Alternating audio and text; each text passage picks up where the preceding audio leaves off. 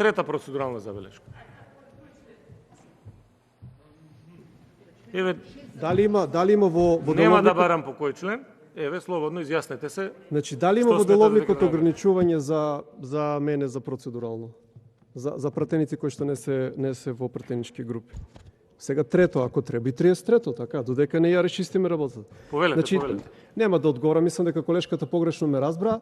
Не мислев дека, кој реков пинг-понг, сакав да кажам, дека се создава погрешен печок туку јавноста, дека единствена опозиција е ВМРО ДПМН и дека, нели, тоа што го гледаме веќе 30 години како спарингуваат. Значи, сега имаме опозиција од левица и јас барам, и убаво кажа колешката, значи не го прави колегата Мицевски, ни друг некој координатор, тој список го прави, како се вика, председателот, и он мора да внимава целата опозиција да биде застапена. Да беа алијанса тука, ќе требаше некој од алијанса да говори.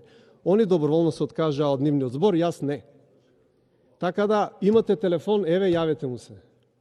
Јавите му се на председателот и, мислам, зошто одбивате, ја не ве разбирам. И пак ќе речам, значи, окей, ова не е толку голема работа, не е толку страшна работа, како да кажам. Ми ускратувате збор, ја спуштате дебатата на 4 говорници само, си идете дома и вие сте задоволни. Ама ако продолжите овака, ќе почнеме ние за секој милиметар одстапување од деловникот да не ви се тргаме од оваа говорница. Дали сте вие свесни? Дали сте вие свесни? Значи, ја не барам ништо, ја не барам никакви привилегии. Ја тука чекам цел ден за да дојдам на ред. И ви кажувам, ако продолжите вака, едно измрдување милиметарско, јас нема да мрднам од оваа говорница. Па после изнесете ме. Изигравајте си леđи, бидете силни. Значи, јавете му се на председателот, значи не ме интересира.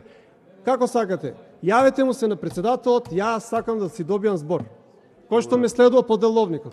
Член 40.